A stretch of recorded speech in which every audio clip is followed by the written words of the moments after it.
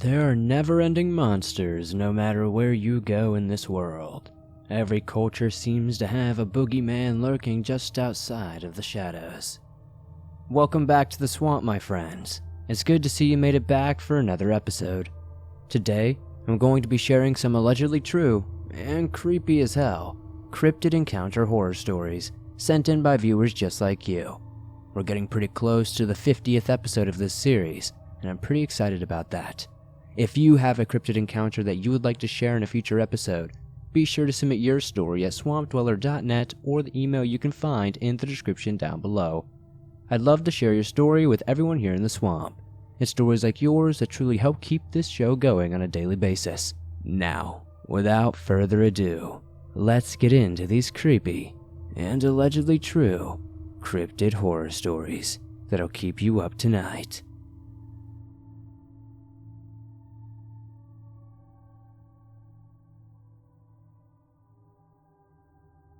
I might sound crazy, but these events actually happened. We live in the backwoods in Texas, 30 to 45 minutes to the biggest town, and yes, we live down a back road. From what I know so far, it could be a Bigfoot, a Wendigo, or, what we all fear, a skinwalker. It all started about 2 to 2.5 years ago before I met my girlfriend and before our land was clear cut. In August of 2018, I went out to the garage. It's about 50 feet from the front and back door. I am tooling around, and I can hear my father on the opposite end of the property on the tractor. I am in the middle of the garage and I heard something brush up against the back wall of the garage. Seeing many horror movies in my time, I'm not going out there, so I stay put. A few weeks went by, and the same thing happened when my dad was at work. That same day, I was leaving for work, and the clump of trees behind the garage began to shake forcefully. Fast forward to February, maybe even March of 2019, my girlfriend decided to look out the back patio door. She started saying, "No, no, no," following by shutting the door and closing the blinds. She ran to the guest bedroom closet to hide, and she began to cry. I followed her to the bedroom to try to calm her down. Whatever she saw scared the soul out of her. About 30 minutes later, we opened the patio blinds. There was nothing there. She said there was a hairy thing crouched over. Its back was not facing her though. Sometime around May or June of 2019, right before we clear-cut our land, my girlfriend found an airsoft gun under my bed and wanted to go shoot it outside into some puddles in our driveway. It was around 7 or 8 p.m. at night. We were shooting for about 20 minutes and we ran out of ammo. I went inside to go get some more plastic pellets. I was gone for maybe 2 to 3 minutes, and when I come back out, my girlfriend told me she yelled for me because she heard a whistle in the woods. I told her I did not hear it, and I did not hear her either, and so we go inside. About a month later, sometime at night again, she was walking out to her car. She got to the car, heard a whistle in the woods again, and began to freak out. A month or two later, we clear-cut our land, and the experiences all stopped inexplicably. Then, sometime around October, we got a couple of friends over. Let's call them Brad and Izzy for privacy. Brad is part Native American. I will begin with this. There is a railroad that travels between the main towns we go to. A few months ago, Izzy claims they saw a skinwalker one night along these tracks. Brad saw one before Izzy did a mile farther down the tracks. 3 weeks ago, my girlfriend Brad, Izzy, and I had to stop by my cousin's house. They live off the main highway on a 2-lane road across from those tracks. I just had to drop off some Christmas gifts and get out of there. So I get out, open the trunk hatch, and Brad tells me to hurry. So I hurry up, drop off the gifts, and hurry back to the car. Brad tells me to drive, like now. So we go.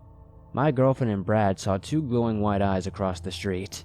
So, all in all, they have had 3 experiences with what they are calling a skinwalker on that railroad. My girlfriend and I were leaving for work around 10 a.m. the next day. My girlfriend says she saw something across the road in the woods. Then, out of nowhere, we heard a train horn a few yards behind us. We live on a dirt road. If someone had a train horn, we would have heard it by now. I heard skinwalkers can copy voices or sounds.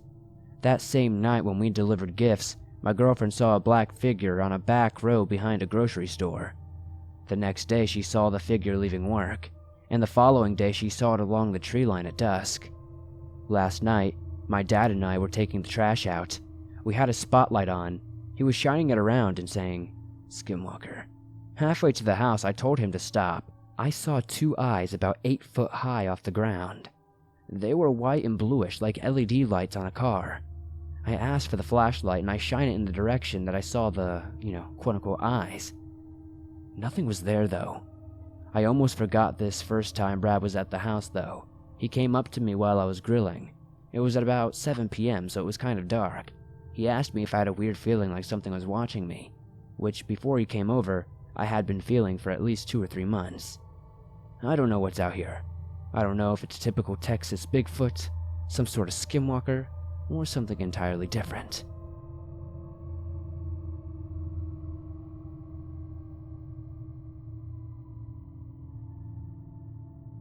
Now this story starts the day after I moved into my new home. I had just moved from my apartment, which was in a bad neighborhood with lots of bad things happening there, but that is another story entirely. So I had just moved into my new house, a small 2-bedroom house. The kitchen was right in front of the master bedroom, and the secondary bedroom was right off the living room. I had my mother and 2 siblings living with me. They took the large master, while I took the secondary bedroom. Anyway, this encounter took place late in the night, sometime around 11 p.m. Everyone had just gone to sleep, so I was excited that I had the house to myself. I decided that I would do the dishes to help my mother out, then play games on my Xbox for the rest of the night. I walked into the kitchen with my dog and started doing up the dishes. About halfway through them, I started feeling uneasy. I started thinking that it was just an unexpected anxiety attack, which I get pretty often, so I did not really think much of it. I paused and decided that maybe a glass of water would help me. While I was sipping my water, I started to hear my dog growling from the living room. I say my dog, but he's really my mother's dog.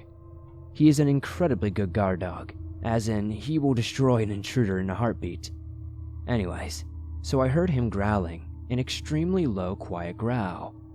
Me being the stupid 17-year-old I was, decided I was going to go see what he was doing.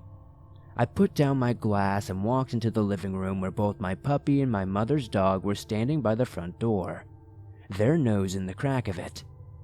I tiptoed my way to the door and listened carefully. All I heard was a faint scratching noise, so I assumed it was just a raccoon or one of the stray cats that frequented our house, because we always leave cat food for them out front. I peeked out the front window, which is located right beside the door, and I did not see anything. Just the darkness of the yard. A porch illuminated softly by the glow streetlight in front of our house. So, I told the dogs to chill out before they woke the family up. After they settled down a bit, I went back to finish up the dishes and to think of what games I was about to play. As I was washing a plate, I got that uneasy feeling again.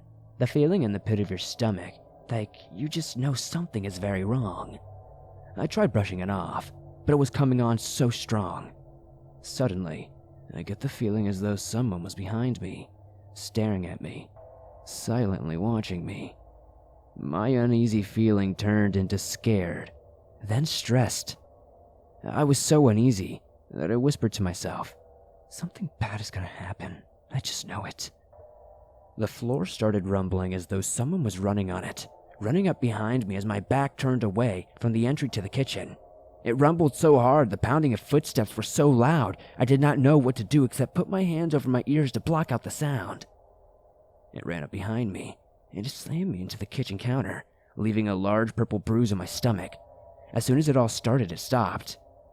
Nothing but silence in the kitchen once again.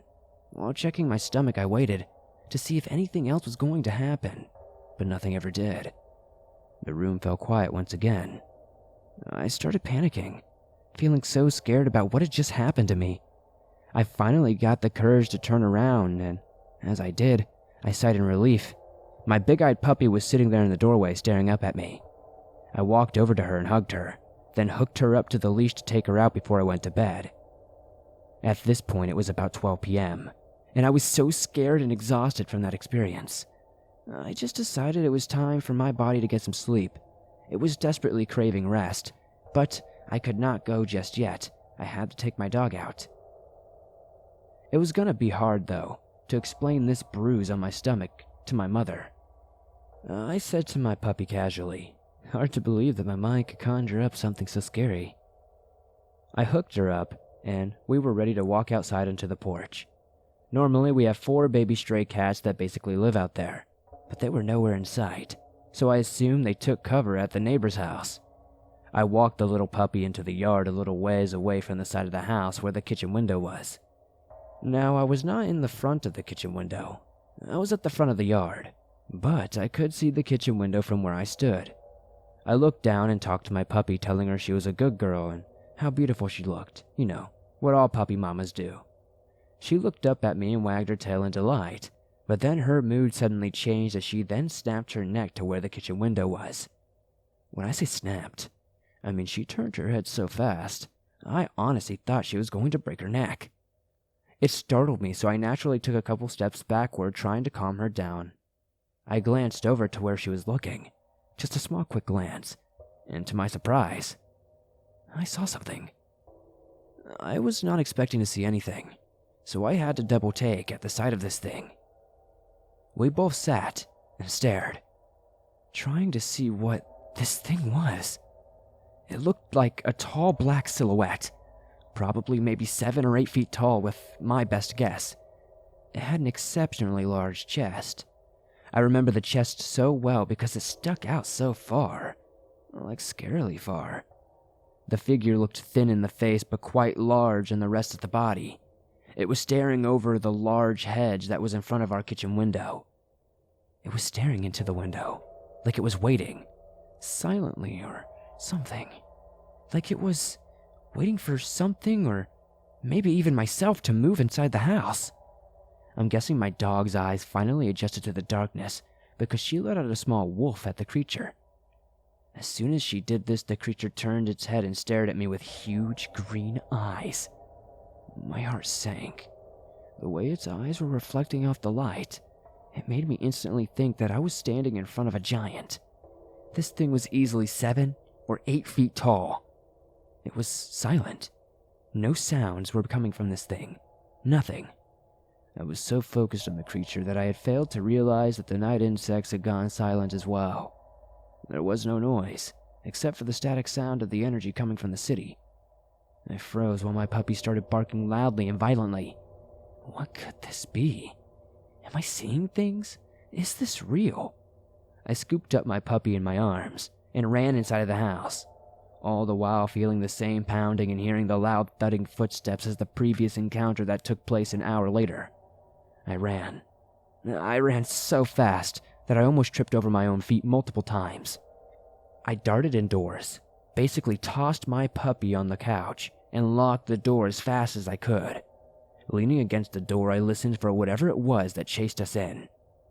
I also held the door closed, thinking it would do something to protect us from that thing. All I could hear were the sounds of my heavy breaths from running so hard.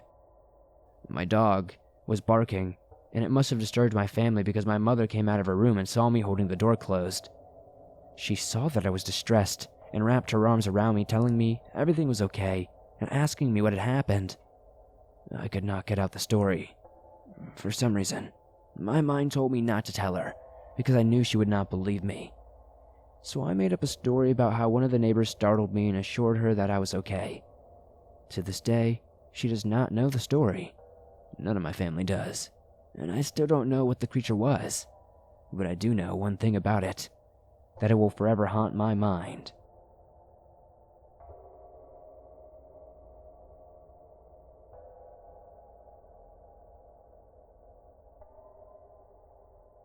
I live in Guyana, South America. It is a Caribbean nation rich with cultures from all over the world.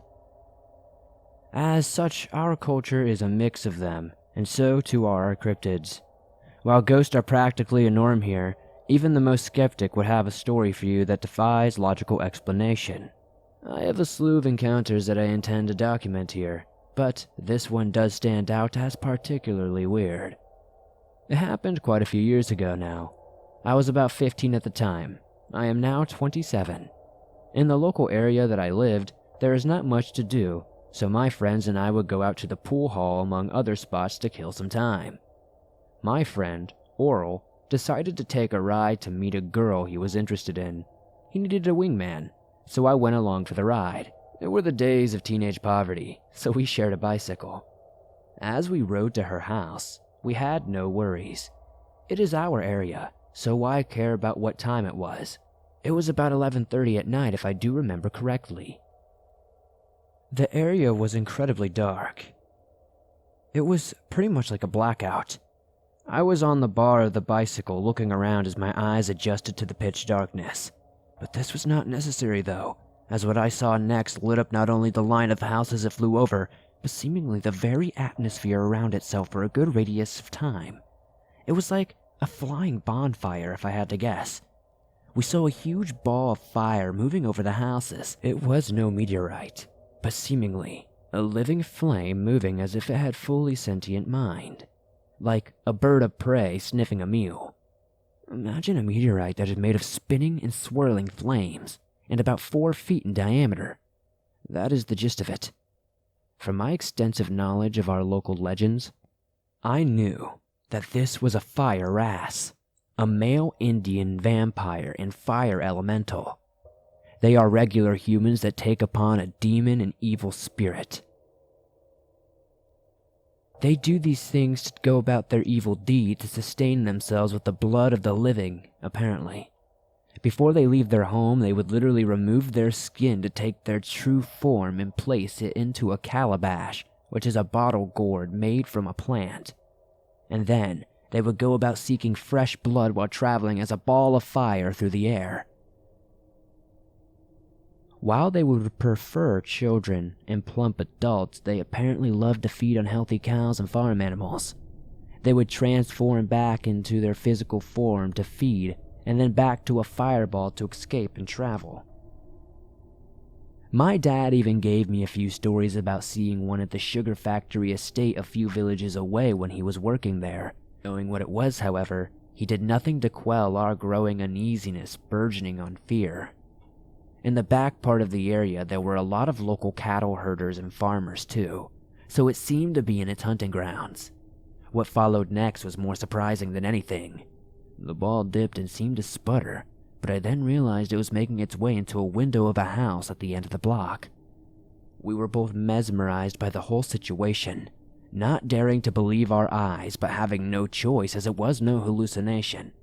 We were both looking at this thing, slack-jawed, standing on the road not more than 100 to 200 feet away from this thing. A few minutes later, we heard a cry. There was a baby in the room, and it was in distress. We panicked and did not know what to do. It was not like we could legally jump in there and help. We began to yell for the people in the house. Maybe they were still awake.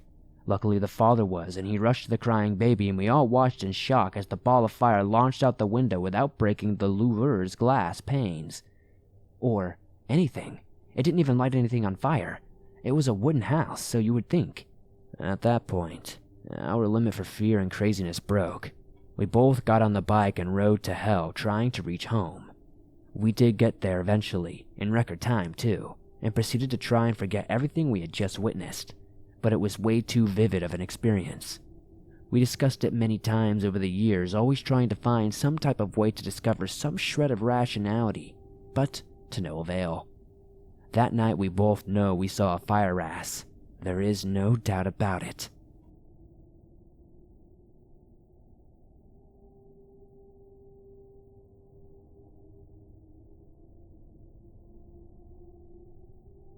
So this happened about 10 years ago on the cold Oregon coast, in a small coastal town called Winchester Bay.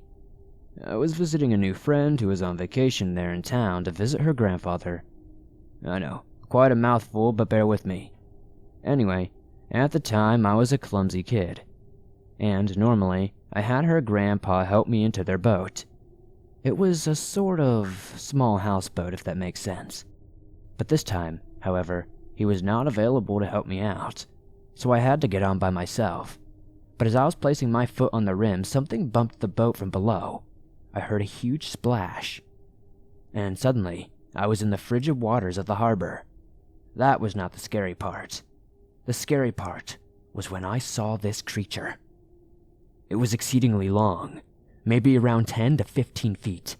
It had a skinny body, with short, stubby limbs, a stubby neck, muddy brown skin, a long, thin, paddle-shaped tail, and an oval-shaped head filled with interlocking teeth.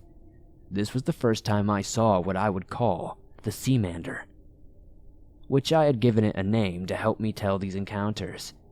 Now, I would have brushed this off as a kid's overactive imagination if I had not encountered them 2 other times, both times from a distance at night.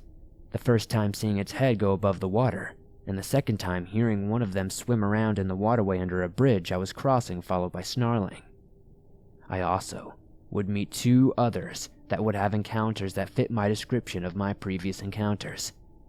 One of them having hooked a big creature that began to roar, and the other being stalked along the side of a river late at night. What are these things? I don't know, but they are not a well-known cryptid, so I thought I'd share here on your show and see if anybody in the comments has any idea what the Seamander could be.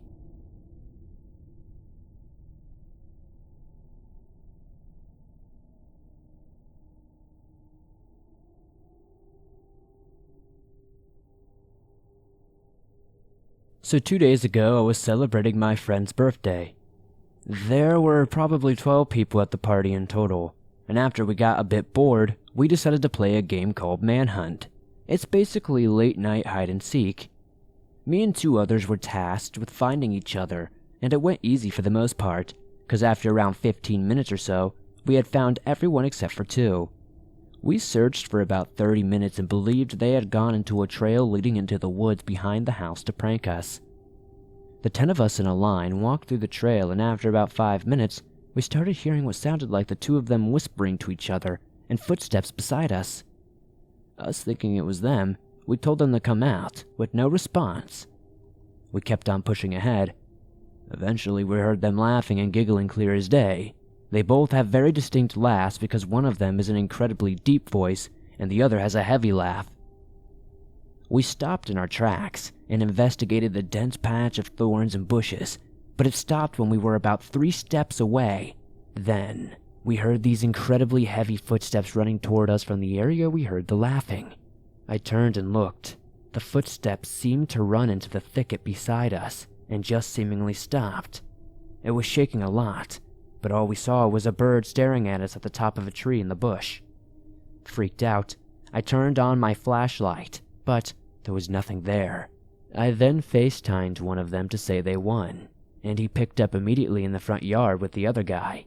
It is impossible for them to have gotten there between the footsteps and the FaceTime. We then ran as fast as we could out of the woods and made sure everyone knew that the woods were off limits for the rest of the game. His dog was also acting very strange. The dog is a very friendly animal who has no fear, mainly because he is too dumb to know what he should fear. Anyway, he heard his dog barking a lot outside, which is very out of character for him when deer or bears are around. He went outside when it suddenly stopped to find his dog terrified under the porch stairs. After running inside, he continued to whine and cry. It made him think something had hurt him, but when he shut the door, the dog was absolutely fine again. There have also been weird noises, like babies crying or weird yells from the forest, or even animals that just stare at us with no fear, like rabbits, birds, and deer, that almost seem to disappear when we look away from them. We have theories about what it could be. The running theory currently is that it's a Wendigo, but I have never heard of them being in upstate South Carolina.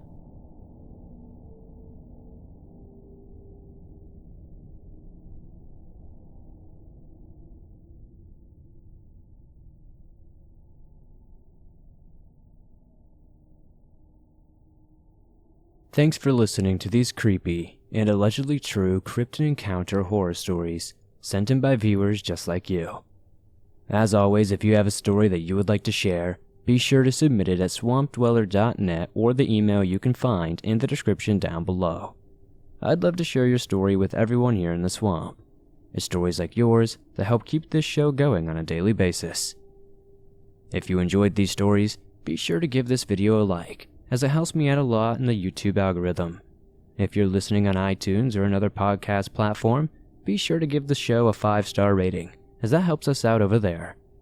If you're new to the swamp, join us.